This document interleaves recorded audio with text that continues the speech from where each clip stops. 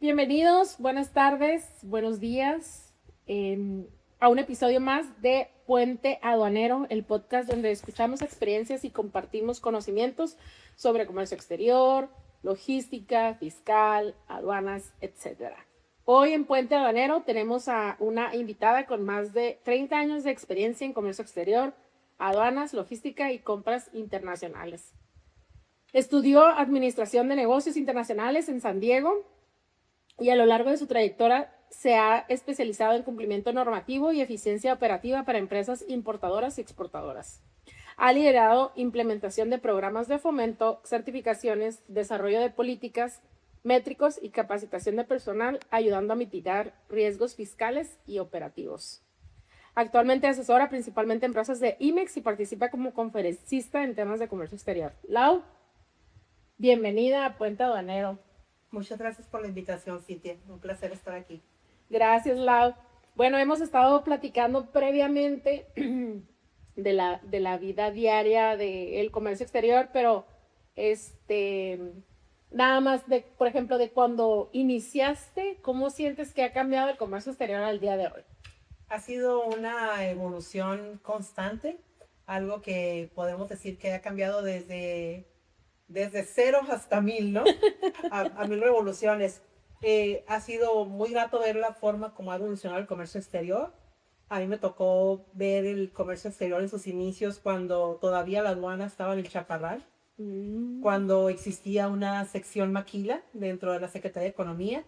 Y esa sección maquila estaba en un tráiler ahí en el Chaparral. Okay. Cuando teníamos a Secofi en la calle Sexta, Sí. en el centro, y posteriormente cuando Secofi se mudó a la zona del río. Entonces, me ha tocado ver cómo ha evolucionado desde los pedimentos y el ciclo de maquila, cuando existía el ciclo de maquila y el programa de maquila, hasta lo que hoy es el programa IMES. Oye, por ejemplo, de lo que ha cambiado entre la digitalización o los archivos, ¿te acuerdas cómo era antes la cuestión de los pedimentos? No sé si te tocó, se llenaban a mano o no te tocaron. Sí, claro, el inicio, cuando yo inicié en la industria maquiladora, precisamente el primer reto para mí, de una edad muy joven, me tocó que dentro de esa maquiladora en la que yo trabajé se desarrollara el primer sistema de control de inventarios.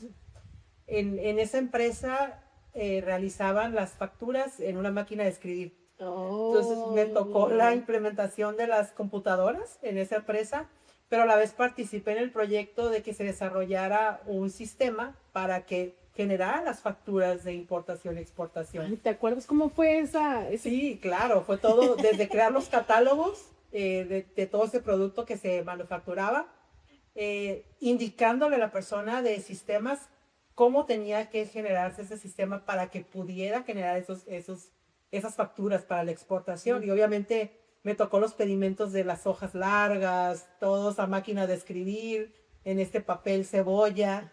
Entonces me tocó ver toda esa evolución y cómo controlábamos el ciclo de maquila, las cantidades, para que cuando se nos consumiera ese saldo, teníamos que solicitar una nueva autorización. Ah, sí es cierto, porque antes te autorizaban por fracción arancelaria, ¿no? Y por La cantidad. cantidad, así es. Entonces, nosotros presentábamos estos listados, le llamamos del ciclo de maquila, a Secofi, y Secofi nos autorizaba ese saldo.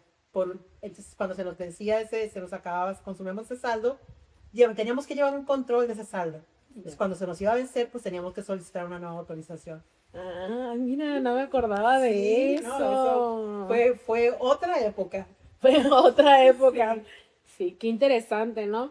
Y sabes que, no sé, ahora con todas las modificaciones de la reforma a la ley aduanera, o como que se ha ido desarrollando un poquito más detallado pues, los requerimientos o el cumplimiento. ¿Tú estás a favor o en contra de esto de la reforma? Totalmente a favor. Considero que el comercio exterior, la cadena de suministros está evolucionando. Eh, Obviamente es un reto para la industria en general, pero es la manera que tiene que avanzar, porque ya no nada más estamos hablando de una importación y una exportación, estamos hablando de un intercambio comercial globalizado, donde tenemos que vigilar también la seguridad de nuestros embarques. Por ende, esta forma en como estamos actualmente trabajando, pues va a proveer esa certeza del intercambio comercial. Muy bien. ¿En qué momento sentiste que el cumplimiento empezó a volverse más estratégico que operativo? Probablemente en los últimos, empezó a evolucionar hace, digamos, 10, 15 años, pero el mayor impacto lo vemos en los últimos 5 años. Cada vez es más estricto, más cerrado, pero a la vez es más competitivo. Realmente debemos verlo como una mejora, como una forma de volvernos más competitivo. Nos permite tener mayor control porque ya no es nada más producir y enviar y embarcar, ¿no? Aquí ya estamos hablando de que entre más busquemos nosotros la forma de ser más competitivos, nosotros mismos vamos a ir buscando la manera de hacerlo de hacerlo digital, ¿no? Sí, claro. Fíjate que he escuchado como, yo creo que la mayoría de los colegas que han comentado de que, oye, ¿sabes qué? La reforma, no, hombre, a favor porque es el deber ser, lo que deben de tener, lo que deben de cumplir, o sea, como que, pues, cosas nuevas a lo mejor nomás en el detalle, ¿no? Pero en realidad, pues, tienes que tener materialidad de las operaciones, ¿no? Efectivamente, realmente la reforma no nos indica nada nuevo. Siempre debimos cumplir. Simple y sencillamente quizás existía flexibilidad. No era tan sencillo para la autoridad vigilar las operaciones, pero la obligación estaba en los programas, estaba en todo. Siempre debimos haber cumplido. Ahora se nos dificulta porque no estábamos acostumbrados a ese nivel de cumplimiento. Sin embargo, no es nada nuevo. Oye, ¿te acuerdas de, siento como que este proceso a la industria puede ser, ¿no? Se me ocurre compararlo como cuando empezó Busem, ¿te acuerdas de Sí, que, claro. oye, ¿cómo voy a subir toda la información? O sea, ¿cómo es que van a saber? Y si no se puede cargar y ya, mira, ahorita como si nada, ¿no? Es parte del día a día. Exactamente. Y esto va a pasar así, porque el enfoque de esta reforma es precisamente cumplir. Ya no tenemos para dónde irnos, no tenemos que cumplir. Las reglas están claras y nos indica claramente trazabilidad, materialidad. Es todo. O sea, ¿qué significa cada uno de estos conceptos? Bueno, ¿cómo compruebo yo que mis operaciones son lícitas? Realmente eso es el punto principal. Comprobar que el negocio que estamos llevando a cabo es lícito. Claro, digo, y no, o sea, pues si vienes a operar, comprueba que tienes como demostrar que vas a vender o que vas a producir, ¿no? Exactamente, no quieras darle la vuelta al cumplimiento, ¿no? Simple y sencillamente debemos de establecer procesos, procedimientos, políticas que nos permitan cumplir de una manera adecuada. Es lo que recomendarías a las empresas. Sí, claro, establecer políticas y procedimientos claras donde se involucren a todos los actores. Ya no podemos trabajar de manera aislada. No puede aduanas, comercio exterior, import-export o como le queramos llamar, estar en una burbuja y trabajar de forma aislada, sino que debe de incorporar a todos los actores de las empresas. Que siempre ese es uno de los mayores retos, ¿no? Para los compañeros, para los colegas, el poder involucrar al resto de los departamentos, ya no puede ser así. Para mí, digo, siempre ha sido muy claro, la industria IMEX, el núcleo de la industria IMEX es el comercio exterior, pero siempre había sido visto como una unidad de negocios, de producción, de embarque, ¿no? Y no es así, o sea, la maquiladora existe porque es el comercio exterior. Así, es un engrane, ¿no? Un engrane importante el área de comercio exterior dentro de la empresa, ¿no? Sí, simple y sencillamente las contingencias o las responsabilidades mayores están en comercio exterior. O sea, las multas, todo lo que quieras ver, o sea, el mayor riesgo de una industria IMEX está en el comercio exterior. Es por eso que ahorita como se está reforzando el área con gente que sepa, ¿no? Platicábamos hace ratito de cuando como todos los actores deben de tener de conocimiento de qué es lo que están haciendo, para qué lo están haciendo, ¿no? Porque un error, te puede afectar bastante hasta en los saldos, ¿no? Por ejemplo. Correcto. Lo que ha sucedido en el área de comercio exterior, digo, y lo hemos visto a través de la historia, desde el inicio del programa IMEX, es que se veía el área de comercio exterior como personas que eran un costo para la empresa, ¿sí? No como un departamento que agregaba valor. Y simple y sencillamente consideraban al área como alguien que procesaba facturas, ¿no? Facturadores. Sí, Digo, sí. así Sí, estaba es considerado, ¿no? cierto, sí, claro. Pero no Ustedes le... nomás hacen las facturas. Sí, embárcame y encárgate que mis embarques crucen a tiempo, ¿no? No era un departamento que agregaba valor ni estratégico. Sin embargo, con todas estas reformas, pues nos queda claro que realmente el área de comercio exterior y qué tan estratégico sea es lo que va a llevar a la empresa a que pueda aplicar todos estos beneficios que existen y a que cumpla y obviamente a que no tenga una cancelación o una suspensión en sus operaciones. ¿Qué son los errores más comunes que viven las IMEX que te ha tocado? Obviamente los errores en el anexo 24, cumplimiento del anexo 24, yo creo que es lo más difícil, ¿no? No que sea difícil, sino que ha sido como lo más difícil para las empresas de cumplir. Es uno de los mayores riesgos, el anexo 24. La clasificación arancelaria, que se ha vuelto crítica, sobre todo con todas las modificaciones y las restricciones para ciertas industrias, sobre todo cuando estamos exportando a Estados Unidos al amparo del TEMEC. Entonces, esos son los mayores riesgos actuales en las empresas, el poder contar con una clasificación arancelaria correcta y el llevar un adecuado control de nuestros inventarios. El poder demostrar también, el otro riesgo de los más fuertes son las operaciones virtuales. Ah, también, sí. Sí, las operaciones virtuales actualmente, digo, es un muy buen esquema, pero exige un muy buen control.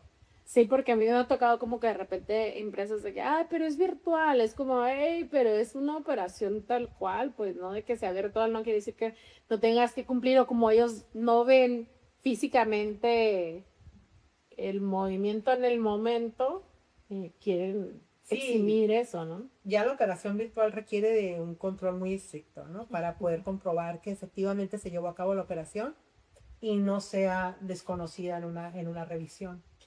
Sería como, por ejemplo, a las IMEX que tengan más cuidado la recomendación Sí, en las virtuales. el virtual es anexo 24.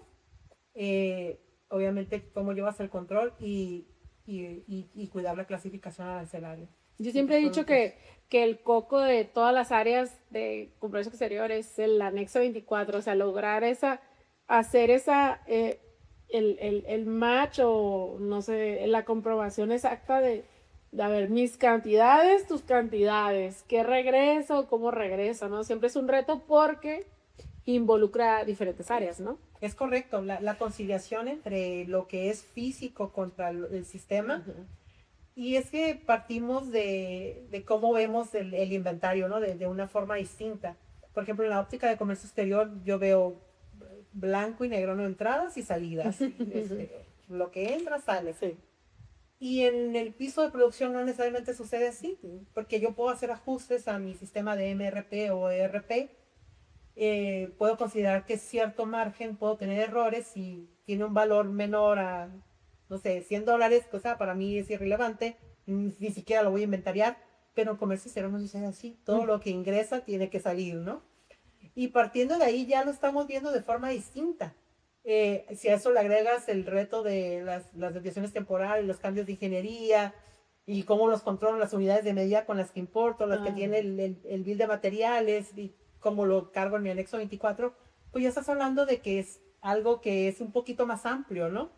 Y siempre existe esa diferencia entre una cosa y la otra.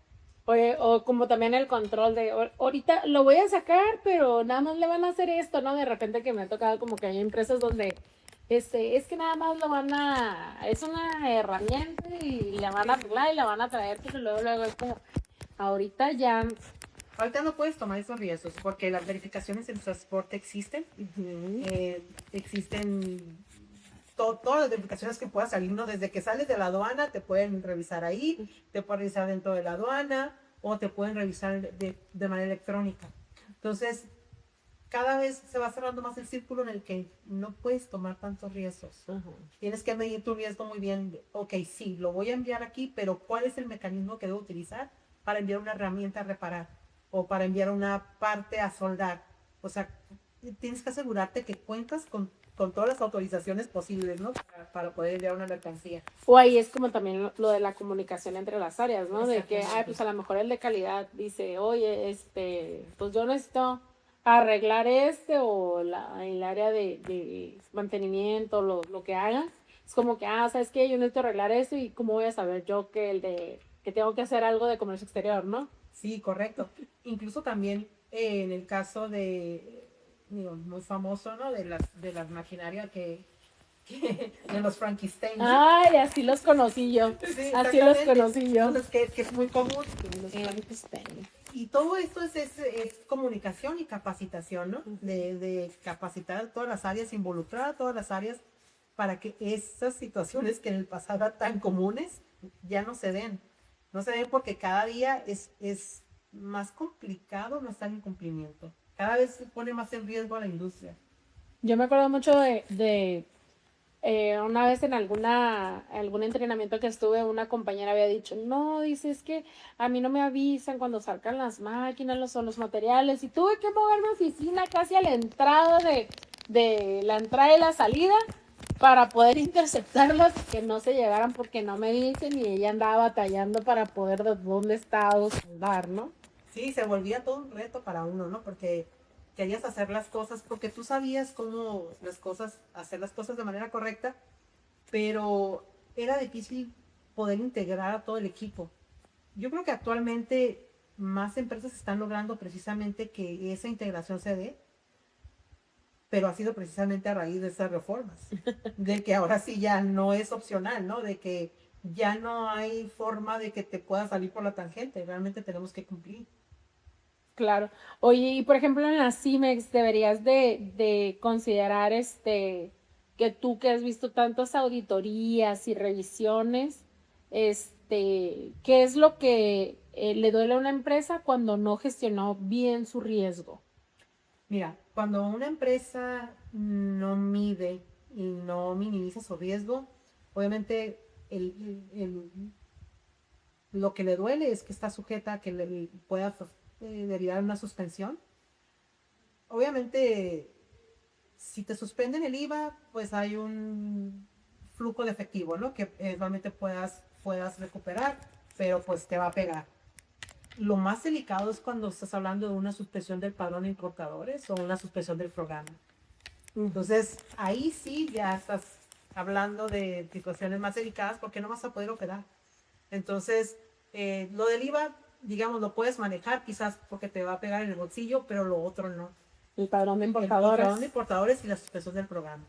Entonces, estas situaciones, y ya hemos visto también que la Secretaría de Economía está llevando a cabo más revisiones, está siendo más estricta en sus revisiones, y entonces tenemos que tener más cuidado para no caer en una posible suspensión o cancelación del programa o del padrón de importador. Sería como que revisar que cada una de las empresas IMEX que por ahí nos estén escuchando, revisar las causales. Las causales de suspensión y de cancelación. Meterla dentro de tus matrices de revisión, exactamente, y hacer auditorías internas, ¿no? Llevar a cabo o contratar a un experto también para que les haga revisiones de las causales de suspensión o de cancelación y asegurarnos que no caemos en ninguna de ellas. Sí, pues para no ser juez y parte, ¿no? Porque muchas veces, como lo mencionaste al principio, oye, lo veo como un gasto, ¿no? Oye, a lo mejor el departamento lo veían como un gasto, pero pues en realidad necesitas a gente capacitada, ¿no? Estaba platicando en alguna otra ocasión que decían, es que está el gerente o el operativo o el supervisor del área, pero debe complementarse ya con el asesor, ¿no? O sea, tiene que ser como que es parte de tu cadena de suministro, así como que, ¿qué pasa a tu agente aduanal? ¿Qué pasa a tu transportista? Está tu asesor. ¿Por qué? Porque te puede, cuando estás en la operación, pues es el día a día y la operación te come, ¿no? Consume, sí, totalmente. Cuando tú trabajas en una maquiladora, obviamente el objetivo de la empresa es exportar. es enviar, no es vender. Entonces, generalmente el enfoque del personal que está en comercio exterior es cómo saco mis embarques rápido, ¿no? Y no todas las empresas tienen los recursos suficientes para tener una persona que vea la parte del cumplimiento normativo. Y pues digo, desafortunadamente así es. ¿Por qué? Porque quizás por sus presupuestos no les permiten contratar más personal, porque no se ha vendido la idea bien de que deben de contar con la cosa del área operativa y el área de cumplimiento normativo, pero así como en el área fiscal siempre cuentan con un despacho que les audite, exactamente. debe de considerarse igual para el área de comercio exterior, porque finalmente comercio exterior es fiscal. Estamos hablando de impuestos internos, estamos hablando, o sea, de pago de contribuciones. O sea, realmente si lo quieres ver desde esa óptica, pues es una área fiscal, ¿no? No, hombre, olvídate, te cancelan un IMEX y el dinero que representa, el trabajo que deja de hacerse, o sea, lo que no se vende en ese momento que porque no lo puedes exportar. Y tienes que seguir pagando tus obligaciones. O sea, tienes que seguir pagando al personal, tienes que seguir pagando el seguro social. O sea, eso no para, independientemente de que tu programa esté suspendido. Por eso digo, y ya con esta nueva reforma se vuelve sumamente crítico que las empresas cuenten con personal capacitado, tanto en el área operativa, para que no existan errores en la parte operativa, que pues de ahí deriva todo, ¿no? Y alguien que esté también vigilando el cumplimiento normativo, pero adicional a eso un tercero externo, que les haga evaluaciones periódicas, que les revise y los asesore también, que los vaya guiando en cuanto a qué ventajas pueden tomar con su operación. Porque a veces es tanto la carga administrativa que no tenemos el tiempo para analizar qué otras ventajas podemos tomar de nuestro esquema. O sea, nuestros productos, qué ventajas pueden tomar, ya sea de tratados o de... Sí, todo eso nos gana, nos come la operación. Exactamente, no te alcanza, no es por lujo, simplemente porque es una necesidad, pudiera ser. Exactamente. Y, por ejemplo, sé que también te dedicas a dar capacitación y conferencias. ¿Qué notas en las nuevas generaciones que están entrando al comercio exterior? Ha cambiado también mucho el tipo de personas que están ahora en el comercio exterior. Ha sido muy interesante para todos nosotros, ¿no? Ver cómo está evolucionando el comercio exterior, porque ya no ingresa el personal nada más a archivar o a hacer facturas, ¿no? De importación y exportación, sino que el reto para las nuevas generaciones es el de empezar temprano, desde que están estudiando, en adquirir experiencia práctica. No nada más hacer práctica, sí, exactamente, no, sino ingresar y empezar a aprender desde muy jóvenes para que cuando ya entren al mercado laboral ya traigan algo de preparación, porque el reto ya es mucho mayor. Sí. Ya no es como las primeras generaciones que salieron de las universidades y empezaron el mercado laboral, ya no es así. Ya ahorita requiere de mayor conocimiento, porque también la empresa no puede arriesgar poner a una persona en un nuevo puesto sin experiencia. Así es. Ya no puede ser así. Digo, tú lo vas a capacitar, esa persona va a empezar a usar tu anexo 24, pero ya es un anexo 24C. Ya. O sea, ¿cómo lo llenas? O sea, ¿cómo lo descargas? ¿Cómo lo registras? ¿Qué haces? O sea, no es cualquier cosa. Sí, ya la información está en tiempo real, ¿no? Entonces ya no puedes correr riesgos de ninguna manera, porque tu información es visible ante el SAT en tiempo real. O lo que decías, ¿no? La recomendación, oye, pues tener los procedimientos establecidos para quien sea, pero pues es una evolución del comercio, del departamento de comercio como tal, ¿no? Sí, mira, las políticas y procedimientos te ayudan muchísimo y lo que te ayuda es tener hojas de instrucción, ¿no? Para cada proceso que lleves a cabo. Porque ahí A, B, C, paso por paso, pero hacerlos de forma sencilla, de forma que sea entendible, un lenguaje práctico para que cualquier persona lo pueda entender que llega al departamento. Eso ayuda muchísimo. ¿Y qué consejo le darías a alguien que quiere especializarse en el IMEX? Empezar por entender qué es el decreto, cuáles son las obligaciones, pero también cuáles son las ventajas. ¿Cómo puedes tú administrar un programa IMEX de manera correcta? Y empezarte a involucrar a entender lo que es la industria. La industria IMEX es una industria muy noble, realmente es una gran ventaja competitiva, pero hemos dejado de lado en general en las empresas de verlo como una ventaja competitiva, o sea, lo damos por hecho. Ajá.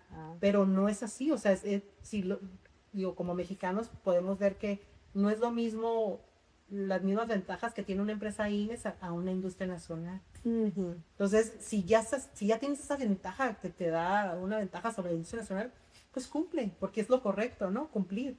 De esa ventaja conlleva una obligación. Ujú. Y así es como lo tenemos que ver. Y así es como tenemos que educar a las nuevas generaciones, ¿no? Sí, Transmitirles ese conocimiento de que sí, es una industria IMES, una industria maquiladora, es muy noble, genera empleos, genera inversión en el país, pero también genera obligaciones. Y esas obligaciones son las que nos tenemos que enfocar. oye, y decirles de que no siempre está fácil, no siempre van a encontrar de, oye, te recomiendo que mejores el proceso. Ah, gracias. No, ¿verdad? No, uno de los retos mayores para los que trabajamos en el área de comercio exterior es que nos compren Ajá. las obligaciones del resto del equipo, ¿no? Porque es que también digo, con los años hemos aprendido que cada área tiene sus retos y sus objetivos, ¿no? Entonces, claramente si nosotros queremos involucrar a toda la empresa, necesitamos venderles la idea de por qué es importante cumplir, para lograr esa empatía con el área también. No podemos llegar y decir, no, pues tenemos que cumplir porque no va a funcionar. Digo, como seres humanos no funciona así. Simple y sencillamente nosotros tenemos que buscar que todos se integren como equipo y que podamos vender la idea de que si cumplimos todos, pues le va a ir bien a la empresa, ¿no? Y verlo de esa forma, verlo en ese enfoque para que todos se integren con nosotros y no seamos un ente aislado como fue del pasado, ¿no? Porque cada día el reto es mayor, ya no podemos trabajar de forma aislada, ni el resto de los departamentos en la industria pueden tampoco trabajar de forma aislada. Tienen que integrarse y todos tenemos que cumplir. Claro. Y para cerrar, después de 30 años en la industria, ¿qué es lo que te motiva a seguir en el área de comercio exterior? Mira, para mí ha sido siempre muy gratificante el área, siempre me ha gustado. Me ha tocado ver todo lo que es la evolución del programa IMEX, pero no nada más del programa IMEX, sino cómo fluye en sí toda la cadena de suministros. Y para mí siempre ha sido fascinante, ¿no? Porque una vez que tú empiezas a trabajar en comercio exterior, en aduanas, comprendes que cada producto en el mundo tiene un código, ¿no? Sí. Y eso es fabuloso, ¿no? Entender esa parte de que al final todo lo que intercambiamos entre tantos países, todo es lo mismo.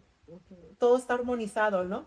Y eso es algo muy interesante. Para mí ha sido muy emocionante ver cómo ha evolucionado la industria, cómo el día de hoy estamos siendo partícipes de un cambio donde la industria ya está globalizada, está digitalizada y cada día avanzamos más. Y digo, todo eso es fascinante porque vimos vimos el inicio de cómo nació la industria, desde dónde partimos y todo lo que hemos avanzado hasta el día de hoy y lo que nos falta, ¿no? Todo lo que ha evolucionado, ¿no? El comercio exterior. Sí, y cómo cada vez la integración entre los colegas lo comentábamos hace rato, ¿no?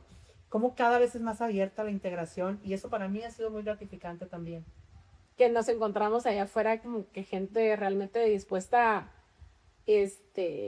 apoyarnos unos a otros. ¿no? Sí, exactamente, porque todos, al final del día todos buscamos lo mismo, ¿no? Que esto sea exitoso para todos y hay campo para todos, simple y sencillamente. Y apoyar a las nuevas generaciones para que también se integren. Pues sí, si el IMEX se viene y sigue creciendo, pues hay trabajo para todos, ¿no? Así es, así lo tenemos que ver, no verlo de forma aislada, sino cada día integrarnos más. Así es. Ay, pues me encantó tenerte aquí en Puente Aduanero.